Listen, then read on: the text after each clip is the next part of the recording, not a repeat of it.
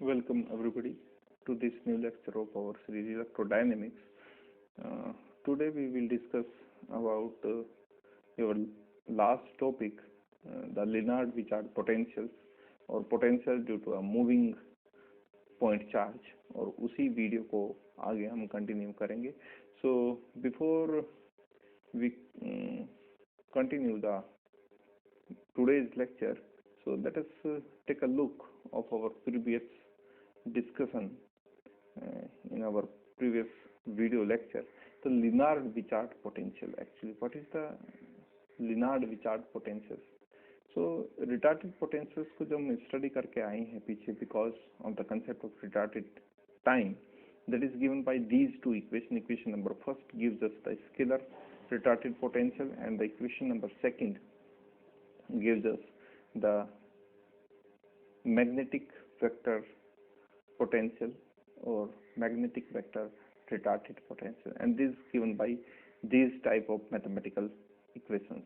Okay, और यहाँ हमने डिस्कस किया था कि कैसे हम रो और आर को डिफाइन करते हैं और क्यों हम इस क्वांटिटी आर को इस इंटीग्रेशन से बाहर नहीं लेकर जा सकते, क्योंकि आर जो है वो इस इनफिनिटेसिमल वॉल्यूम की वजह से पॉइंट टू पॉइंट चेंज होता है, इसलिए हम इस तरह से इसको डील करते हैं. दूसरा हमने जो डिस्कस किया था यहाँ, वो ये डिस्कस किया था कि ये जो क्वांटिटी है, जैसे हम इलेक्ट्रोस्टैटिक्स में इस क्वांटिटी को आराम से क्यों लिख देते हैं, that is the integration of volume charge density multiplied by the volume is given by the total charge that is enclosed by this particular volume.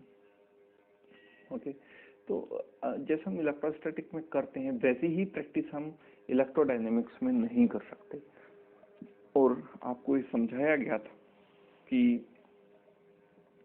Electrodynamics में जो रो डीटो डैश का वैल्यू है वो हम कुछ इस तरह का फॉर्म रखते हैं जो हमें देता है इक्वेशन नंबर थर्ड, और इक्वेशन नंबर थर्ड के वजह से जो हमें रो डीटो डैश का वैल्यू मिलता है वो मिलता है Q over 1 minus R cap dot V vector over C.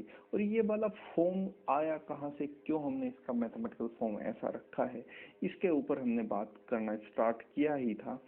और उस इक्वेशन में हमने ये जो मॉडिफाइड फॉर्म हम कह रहे हैं रो डीटो डैश की, जो हम इलेक्ट्रोस्टैट में यूज करते हैं, रो डीटो डैश को फ्रिक्वेंटली क्यों की टर्म में यूज करते हैं, वो हम इलेक्ट्रोडायनेमिक्स में नहीं कर पाते हैं. और इसका रीजन, ये जो मॉडिफाइड रीजन है, ये जो मॉडिफाइड पार्ट है, ये मॉडिफाइड फॉर्म है रो डीटो डैश की, इसका जो रीजन था उसको हमने कहा था geometrical effect. What is the reason behind it is geometrical effect, और इसी के ऊपर हम बात कर रहे थे. What is geometrical effect.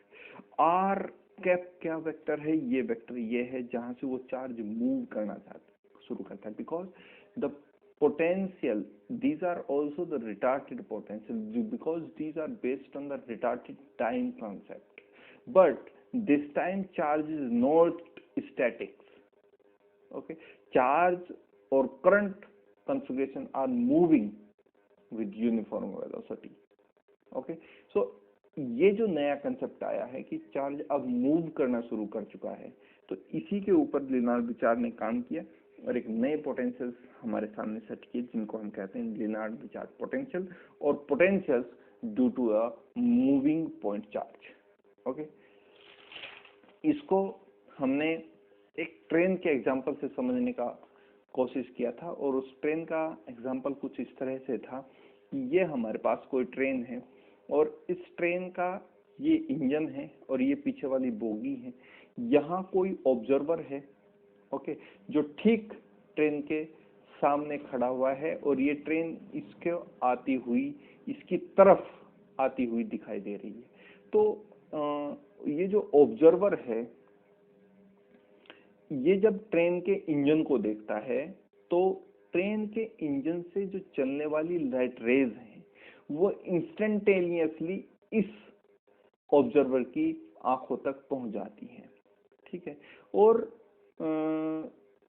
Instantaneously इसलिए कह रहे हैं क्योंकि ट्रेन के इंजन के और इस ऑब्जर्वर के बीच का जो डिस्टेंस वो अप्रोक्सीमेटली हमने नेग्लिजिबल कंसीडर किया है.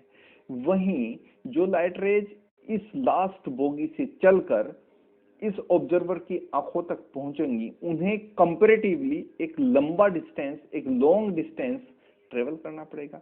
तो उनके द्वारा जो लाइट रेज इस लास्ट बोगी से चलकर इस ऑब्जर्वर की आंखों तक पहुंचेंगी, उनके द्वारा लिया गया समय इस इंजन से चलने वाली जो लाइट रेज है इसके द्वारा लिए गए समय के कंपैरिजन में ज्यादा होगा। ओके, और इसी के ऊपर ये कंसेप्ट बेस है।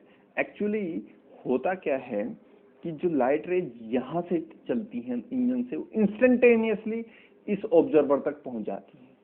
तो इसको यहां से जो ट्रेन का आना, और जब इसी ट्रेन को ये साइड से देखना शुरू करता है तो इस लास्ट बोगी से चलने वाली जो लाइट रेज हैं इस ऑब्जर्वर तक पहुंचने में कंपैरेटिवली ज्यादा समय लेंगी, बिकॉज उनको एक लॉन्ग डिस्टेंस इंजन के कंपेयर में ट्रेवल करना पड़ेगा इस लास्ट बोगी से चलने वाली लाइट रेज में।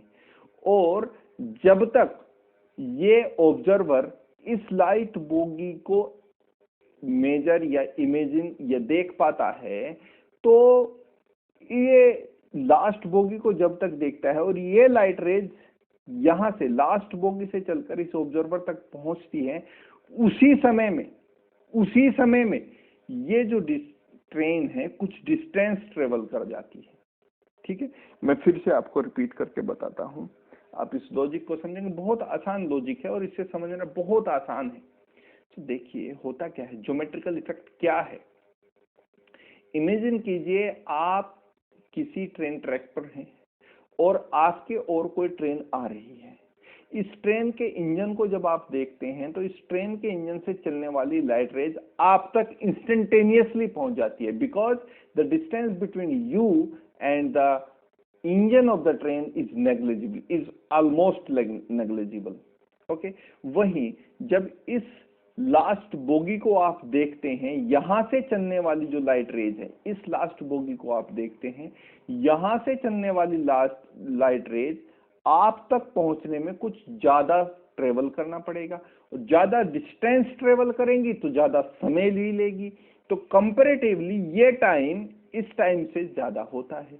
इसी समय में इन द सेम टाइम इंटरवल, जब तक ये लाइट रेज इस लास्ट बोगी से चलने वाली लाइट रेज इस ऑब्जर्वर तक पहुंचते हैं, इन द सेम टाइम ये डिस्टेंस, ये जो ट्रेन है कुछ डिस्टेंस ट्रेवल करेगी। ठीक है, तो मान लीजिए इस ऑब्जर्वर से इस ट्रेन का जो डिस्टेंस है वो एल डैश है, और ट्रेन का जो एक्चुअल लेंथ है वो एल है। एल डैश कौन सा लेंथ है, एक आप इसे आभासी लेंथ कह सकते हो। ठीक है, तो ये ट्रेन जब तक यहां से इस लास्ट बोगी से चलने वाली लाइट रेज इस ऑब्जर्वर तक पहुंचती हैं, क्योंकि वो समय ज्यादा लेंगी, तो ये ट्रेन उसी टाइम इंटरवल में कुछ डिस्टेंस भी ट्रेवल कर जाएगी। तो वो डिस्टेंस को अगर इस डिस्टेंस से आप माइनस कर दे, L dash minus L, that is the distance that train must travel in the same time interval as the light rays coming from the last bogie of the train travel to the observer. Okay, so the time taken by the light rays to a distance L dash, यहां से last bogie से observer तक पहुंचने में वो जो light rays है वो कितना टाइम लेंगी, that is given by t equals to L dash by C. Time equals to distance over speed, and because light rays travel with the speed of light, so divided by c। Okay, so the time taken, समय बराबर दूरी बटे चाल, ये वाला formula हमने लगाया। तो जो टाइम है यहां से चलने वाली लाइट रेज, यहां से लास्ट बोगी से चलने वाली जो लाइट रेज है, जब इस ऑब्जर्वर तक पहुंचेंगी तो वो ऑब्जर्वर तक पहुंचने में कितना समय लेगी, that is given by the equation number 4, t equals to L dash by C. क्योंकि उन लाइट रेज ने कितना डिस्टेंस ट्रेवल किया, एल डैश, और किस स्पीड से किया, that is the velocity of light. Now in the same time the train moved distance L dash minus L, this distance. L dash minus L, because this is the actual length of the train and this is the L dash is not the actual length of the train. So in the same time the train move the distance L dash minus L with its velocity v.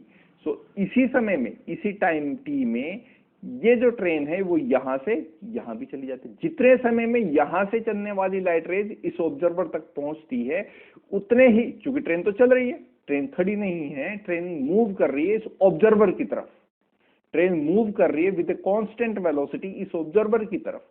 तो जितने समय में यहां से चलने वाली, last bogie से चलने वाली लाइट रेज इस ऑब्जर्वर तक पहुंचती है, ठीक उतने ही समय में ये जो बोगी है, लास्ट बोगी, या फिर कहीं ये जो ट्रेन है, ये एक डिस्टेंस मूव करती है, जिस डिस्टेंस को हमने कैलकुलेट किया है L dash minus L, because L dash is the whole length and L is the actual length of the train.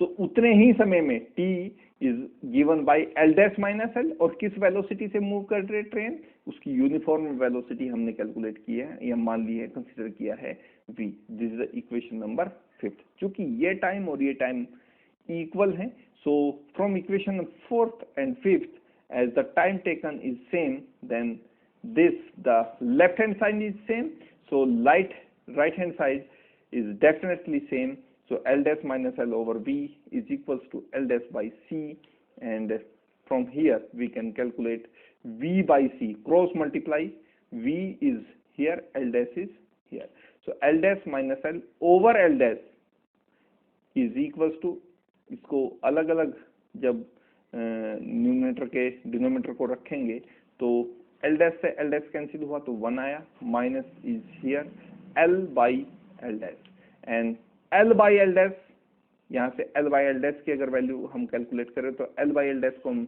Left hand side लेके आए और V बाई C को हम राइट हैंड साइड लेके आए।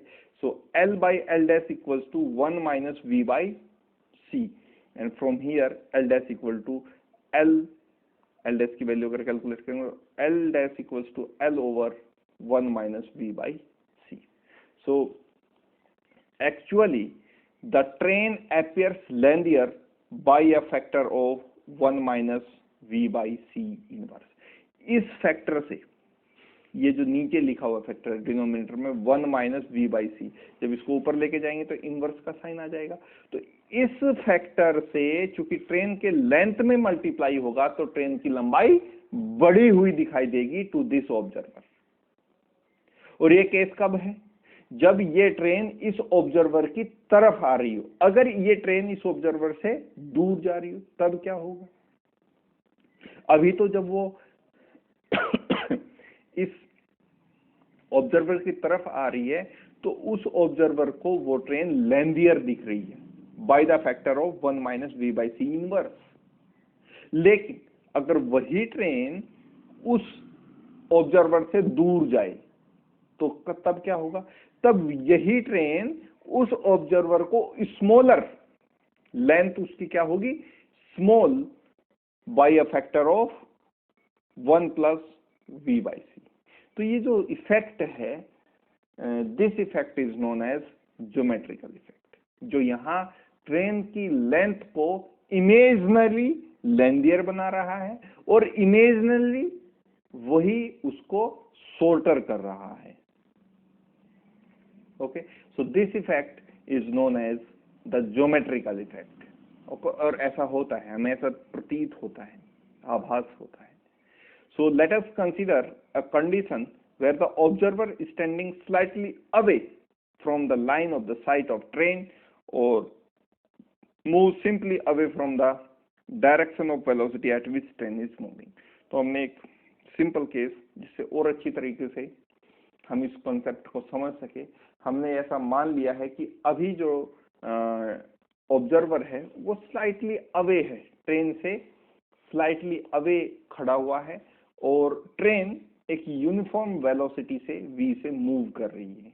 ओके, सो यहाँ कोई ऑब्जर्वर है, यहाँ जो ये लिखा है टू द ऑब्जर्वर यहाँ, और ये ट्रेन है जिसका लेंथ है L, और ये ट्रेन v वेलोसिटी से मूव कर रही है। ये जो डॉटेड पार्ट है ये वो वाला पार्ट है जो लेंदियर करता है ट्रेन को इस ऑब्जर्वर के लिए, इस ट्रेन को लेंदियर करता है बाय द फैक्टर, अभी हमने पढ़ा 1 minus B by C inverse, इस फैक्टर से इस ट्रेन की लेंथ को लेंदियर कर देता है। Okay, so say then this angle is theta, okay, and this is the direction of v, and you know that this length is l dash, the whole length is l dash, so this distance is l dash cos theta, l dash cos theta. This is the horizontal component of this length l dash. This is the extra distance, what is l dash cos theta. This is the extra distance traveled by the light rays to reach the observer. यहां से चलने वाली light rays यहां इतना रास्ता करके travel पहुंचेगी, ये रास्ता इसके बराबर है। तो जो लास्ट बोगी से चलने वाली लाइट रेज है उनको जो एक्स्ट्रा पाथ ट्रेवल करना पड़ेगा that is given by L dash cos theta. Okay, so time taken by the light rays to travel this extra distance is t equals to l dash cos theta by c। इस distance को travel करने में कितना time लगेगा light rays को, time is given bye जितनी length वो travel करती है, लेंथ कितना ट्रेवल किया l dash cos theta, और किस वेलोसिटी से ट्रेवल करती है, c वेलोसिटी से ट्रेवल करती है। Now in the same time train moves a distance l dash minus l with the speed v, then t is given by l dash minus l over v। इसी time interval में जब तक ये light rays observer तक पहुंचती हैं तो observer तक पहुंचने में जितना समय लेगी उसी समय में ये ट्रेन यहां से यहां मूव कर जाती है। तो वो टाइम कितना होगा, तो t is given by l dash minus l by v। Say this is equation number 8 and this is equation number 7. From equation number 7 and 8, because the left hand side is same, the time taken is same, so l dash cos theta by c is equals to l dash by l dash minus l over v। यहाँ से हम v by c का value calculate करेंगे। v by c is given by l dash minus l over l dash cos theta, so cos theta से इधर multiply की तो v cos theta by c, and this is l dash minus l over l dash, v cos theta by c, l dash से l dash cancel हुआ, 1 minus का sign as it is, l over l dash, l over l dash, and that is given by l over l dash की value अगर calculate करें तो l over l dash को हम left hand side लेके जा रहे हैं और v cos थीटा को राइट हैंड साइड लेके आ रहे हैं। So l over l dash equal to 1 minus v cos theta by c, और l डैश की वैल्यू यहां से कैलकुलेट करें, ये जो डिनोमिनेटर में फैक्टर है l डैश, इसकी वैल्यू यहां से कैलकुलेट करें तो कितनी आएगी, तो l डैश की जो वैल्यू आएगी वो आएगी l over 1 minus v cos theta by c। And what is v cos theta? Actually the component of velocity in the direction of sight of observer। v का डायरेक्शन ये है, ये v का डायरेक्शन है और v के direction से ये एंगल थीटा है, तो v cos थीटा क्या हुआ, वेलोसिटी का वो कंपोनेंट जो ऑब्जर्वर की तरफ है। यानी ये जो लाइट रेज है, ये लास्ट बोगी से चलने वाली लाइट रेज इतने ही समय में ये जो लास्ट बोगी कितना इस वेलोसिटी v से जो आगे की तरफ ट्रेवल करती हैं, ये लाइट रेज किस वेलोसिटी से ऑब्जर्वर तक पहुंचेंगे, that is given bye v cos theta. यानी वेलोसिटी का वो कंपोनेंट है जो लाइट रेज को ऑब्जर्वर तक लेकर जाता है। Okay, so v cos theta is the component of the velocity in the direction of sight of observer। okay, and v cos theta, l dash is same, l is same over 1 minus r dot v, r dot v, the dot product of two vectors where r is the unit vector, then dot product of two vectors is given that v r cos theta, and the magnitude of unit vector is always 1, so this is actually v cos theta। r unit vector dot v is actually v cos theta, so this is the modified form of v cos theta। So this is equation number 9, and take a look at this equation, l dash, the length और the modified length is given by L over 1 minus R dot V by C. This is the equation number 9. Okay. So equation number 9 gives the change into the length of the train moving with speed V. However, this type of change in any dimensions via length, breadth and height happens only into the direction of velocity of a moving object. In the given example, since velocity of train is along the length of the train, so there is change in the length, although the train have breadth and height dimensions also, but not velocity in those particular directions, so there is no change in the breadth and height of the train. So ये जो equation number 9 है, ये केवल length में change बता रही है हमें कि लेंथ, ट्रेन की जो लेंथ में चेंज होगा वो इतना अपीयर होगा, चेंज नहीं होगा, इतना दिखाई देगा। ये इमेजनरी फैक्ट हो सकता है जो दिखाई देगा, सीम्स टू बी अपीयर, आप इसे बोल सकते हैं, seems to be appear as L dash equal to L minus V R dot V by C given by equation number 9। तो एक्चुअली हुआ थोड़ा ही नहीं ऐसा कि लेंथ बदल गई है, लेकिन ऐसा हमें महसूस होता है, ऐसा हमें दिखाई देता है when train is moving towards the object. ठीक है, लेकिन ये जो इफेक्ट है ये तीनों डायमेंशंस में होना चाहिए, केवल लेंथ में क्यों हो रहा है? देखिए, ट्रेन के पास लेंथ भी है, हाइट भी है और ब्रेथ भी है, लेकिन ये जो कॉन्ट्रैक्ट, ये जो चेंज है जो इक्वेशन नंबर 9 हमें देती है, ये केवल लेंथ का चेंज है। ऐसा क्यों है? लेंथ में ही चेंज क्यों है? बाकी जो दो डायमेंशंस हैं, हाइट एंड ब्रेथ, उसमें चेंज क्यों नहीं है? क्योंकि चेंज जो होगा वो केवल उसी डायरेक्शन में होगा जिसमें वेलोसिटी गिवन होगी। क्योंकि although the train have breadth and height, but there is no velocity in those particular directions. Length की डायरेक्शन में ही वेलोसिटी है, क्योंकि आपको पता है कि जिस डायरेक्शन में ट्रेन की लेंथ है उसी डायरेक्शन में ट्रेन मूव कर रही है विद वेलोसिटी v।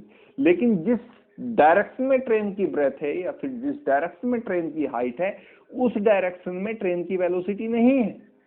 इसीलिए जो लेंथ चेंज आया है वो केवल लेंथ में आया है। और किस कारण आया है? इस फैक्टर के कारण है, v cos थीटा, that is the component of velocity और the horizontal component of velocity. इस कारण चेंज आया है। इसलिए जिस डायमेंशन में वेलोसिटी होगी उसी डायरेक्शन में चेंज आएगा। जबकि ट्रेन के पास ब्रेथ भी है और हाइट भी है, लेकिन ना तो हाइट में कोई चेंज अपीयर हुआ, ना ही कोई ब्रेथ में चेंज अपीयर हुआ। केवल जो चेंज अपीयर होता है वो होता है लेंथ में। और ऐसा क्यों होता है? क्योंकि जो वेलोसिटी हमने एज्यूम की है वो केवल into the direction of length assume की है। हाइट और ब्रेथ में हमने कोई वेलोसिटी एज्यूम नहीं की, नहीं तो वहां भी चेंज होता। तो यही कॉन्सेप्ट है कि जो चेंज अपीयर होगा वो केवल उस डायरेक्शन में होगा जिस डायरेक्शन में वेलोसिटी होगी। और इसी कॉन्सेप्ट को आगे हम जनरलाइज करने वाले हैं। ये तो एग्जांपल था to take over this problem. Length train के साथ हमें डील नहीं करना, हमें रो डीटो डैश की मॉडिफाइड वैल्यू चाहिए थी कि ऐसा होता क्यों है। तो वो हमने आंसर अप्रोक्सीमेटली फाइंड आउट कर लिया है। इसी कंसेप्ट को अब हम जनरलाइज करने जा रहे हैं to a moving point charge, है ना। एक मूविंग ट्रेन से अब हम इस कॉन्सेप्ट को लेके जा रहे हैं एक मूविंग पॉइंट चार्ज पे। That is, so the same concept can be applied to a moving point charge moving with velocity v, then the total change in the volume appear will be। अब volume में कितना appear होगा? Volume आपको पता है, volume length breadth into height से मिलता है। स्मॉल चेंज में आप वॉल्यूम कहेंगे कि जैसे हमने जो टॉपिक हम डिस्कस कर रहे हैं, रो डीटो डैश वाला जो हम टॉपिक स्टडी कर रहे हैं कि रो डीटो डैश का जो मॉडिफाइड फॉर्म है वो कैसे आता है। अप्रोक्सीमेटली हमें ये समझा दिया गया है कि लेंथ में इतना चेंज आएगा। और लेंथ में चेंज इसलिए आएगा, केवल लेंथ में चेंज इसलिए आएगा क्योंकि जो ट्रेन का वेलोसिटी है वो लेंथ की डायरेक्शन में है, इसलिए लेंथ में चेंज आएगा। तो अभी हमें इसी कंसेप्ट को जनरलाइज करना है ठीक है। और वॉल्यूम आपको पता है, जो इंफिनिट वॉल्यूम हम कंसीडर करते हैं, यानी वो d2 डैश कंसीडर करते हैं to the source point. Source point जहां भी हमने कंसीडर किया उसका एक इंफिनिट वॉल्यूम कंसीडर किया है, that is d2 dash, that is given bye d2 dash. तो ऐसे जो इंफिनिट वॉल्यूम हमने कंसीडर किए हैं, उन वॉल्यूम का जो चेंज होगा, उस वॉल्यूम में कितना चेंज होगा, वो कैसे हम फाइंड आउट कर सकते हैं। Let's see that. देखिए, so change in volume, say this is given by tau dash, okay, tau dash. So change in volume, change in length, same as change in length is given by tau, the actual volume, over 1 minus r dot v by c, change in length, change in volume. So with this concept in our hand, let's write the equation for retarded potential for a moving point charge. तो हम retarded potential moving point charge की लिख सकते हैं कैसे? VRT, that is the scalar retarded potential for a moving point charge, is given bye 1 by 4 pi epsilon naught integration rho r dash tr over r vector d2 dash. This is actually the potential of retarded potential of a static charge। और अब हम रो d2 dash को किससे take over कर रहे हैं? इस volume की जगह हम क्या लिख सकते हैं? क्यू। बट क्यू का मॉडिफाइड फॉर्म, क्योंकि ये देखिए लेंथ, हमने यहां लेंथ को कंसीडर किया, लेंथ का मॉडिफाइड फॉर्म। हमने यहां वॉल्यूम को कंसीडर किया, वॉल्यूम का मॉडिफाइड फॉर्म। अब रो d2 डैश हमें क्या देता है? Actually charge, the total charge. तो चार्ज का भी हमें क्या लेना पड़ेगा? For a moving point charge, modified form. और चार्ज का मॉडिफाइड फॉर्म क्या देगा हमें?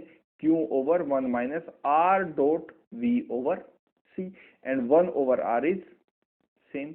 So this is actually now the potential due to a moving point charge, or you can say it as Lennard Wichard scalar potential, that is given by 1 by 4 pi epsilon naught, C is going to the numerator, QC, RC minus R cap vector dot V, because R cap, यहां देखिए R का multiply,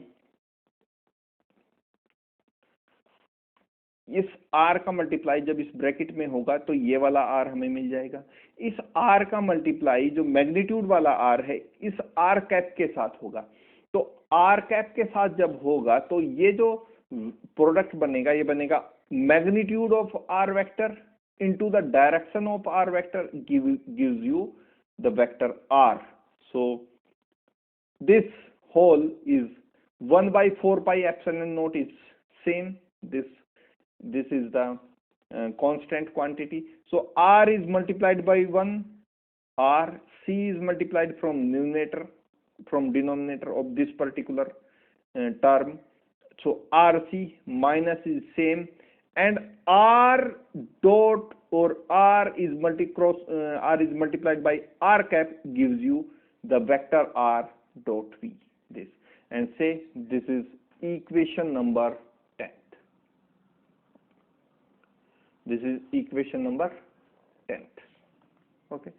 Equation number 10th gives the scalar potential in the case of a moving point charge.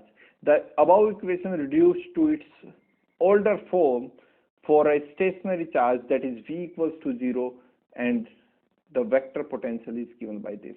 ये वाला equation ठीक अपनी static form में चला जाएगा अगर आप V का वेलोसिटी, ये जो मूविंग पॉइंट चार्ज की वेलोसिटी V को 0 रख दें।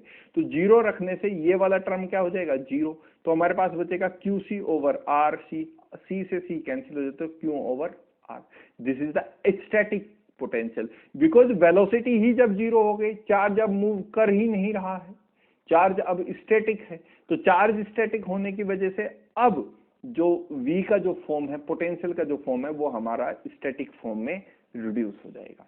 मैग्नेटिक वेक्टर पोटेंशियल के ऊपर बात कर लेते हैं। मैग्नेटिक वेक्टर पोटेंशियल क्या आएगा अब मूविंग चार्ज के फॉर्म में? So the retarded potential of in the case of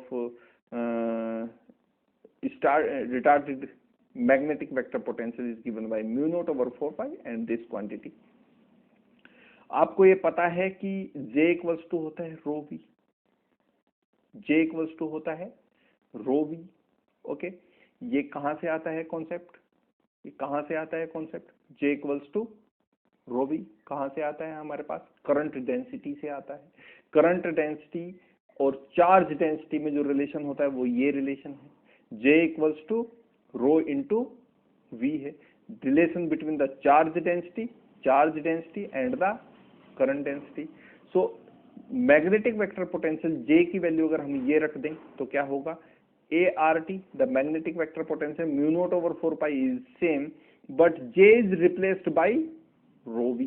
so J is replaced by rho V TR T2 dash.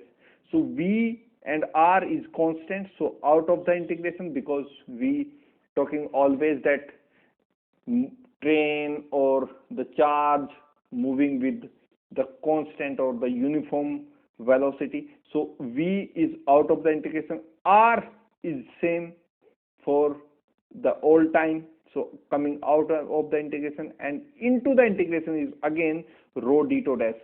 तो स्टैटिकली ये हमें देना चाहिए था Q, लेकिन अभी हम इलेक्ट्रोडायनेमिक्स की ब्रांच में हैं तो ये हमें देगा Q over 1 minus R dot V by C. This is the modified value of the charge.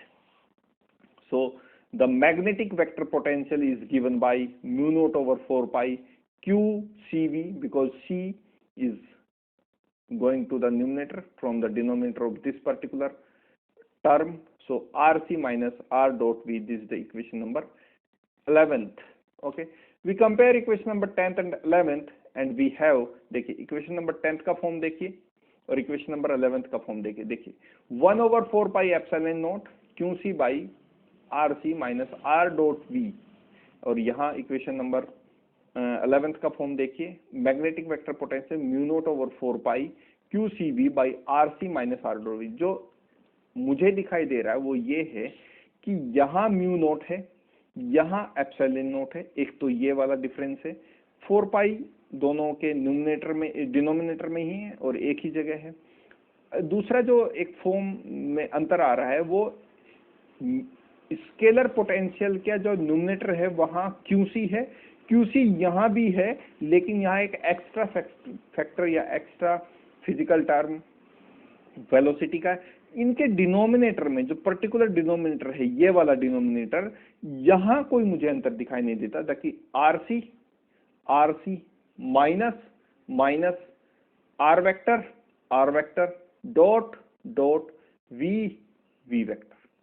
Okay, तो डिनोमिनेटर में अप्रोक्सीमेटली चेंज नहीं है, तो हम क्या कर रहे हैं, इस म्यू नोट या फिर कह लीजिए इस एप्सिलॉन नोट का जो वैल्यू है, C का जो फॉर्म है, C का आप वैल्यू जानते हैं, C की वैल्यू होती है C स्क्वायर की, एक्चुअली C स्क्वायर की वैल्यू होती है 1 म्यू नोट एप्सिलॉन नोट, ये वाली वैल्यू होती है। इस वैल्यू को यूज करके हम इन दोनों इक्वेशन में एक रिलेशन एस्टेब्लिश कर सकते हैं, इक्वेशन नंबर 10th में और इक्वेशन नंबर 11th में, और that is given by equation number 12th, and the relation is the magnetic vector potential is equals to velocity over c square, that is the square of the light velocity into the scalar potential।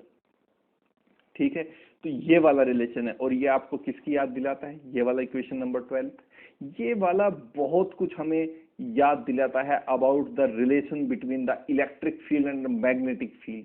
तो ये potential में actually relation हमने establish कर लिया है, यानी magnetic vector potential को हम स्केलर वेक्टर पोटेंशियल की फॉर्म में इस तरह से लिख सकते हैं। अभी तक ये नॉलेज हमें नहीं था, यही नॉलेज हमने एक्वायर किया था in the case of electromagnetic waves, कि हम मैग्नेटिक फील्ड वेक्टर को इलेक्ट्रिक फील्ड वेक्टर की फॉर्म में कैसे लिख सकते हैं। सो ये बहुत कुछ सिमिलर रिलेशन है टू दैट कंसेप्ट। तो बहुत इंटरेस्टिंग टॉपिक था, द लिनार्ड रिचार्ड पोटेंशियल और the potential due to a moving point charge. इसमें हमने ये सीखा कि जो स्टैटिक फॉर्म है रो d2 डैश की, वो क्यू है, और जो मॉडिफाइड फॉर्म है रो डीटो डैश की वो Q over 1 minus R cap dot V by C है। और इसी फॉर्म से हम पोटेंशियल्स फाइंड आउट कर सकते हैं due to a moving point charge, और इन्हीं पोटेंशियल्स को बहुत प्रिसाइजली हम बहुत फ्रीक्वेंटली हम कहेंगे कि लिनार्ड विचार्ड पोटेंशियल के नाम से जानते हैं। और इसी कंसेप्ट को आगे यूज करते हुए हम फील्ड्स को फाइंड आउट करने की कोशिश करेंगे कि fields due to a moving point charge, ये वैसा ही ठीक कंसेप्ट है जैसे जेफी-मेंको इक्वेशन हमें रिटार्टेड पोटेंशियल्स के फील्ड के बारे में इंफॉर्मेशन देता है, ठीक वैसे ही हमें जो लिनार्ड विचार्ड पोटेंशियल है वो एक मूविंग पॉइंट चार्ज के फील्ड के बारे में इंफॉर्मेशन देगी। Okay, so students, thank you for now and meet you into the next one. Thank you.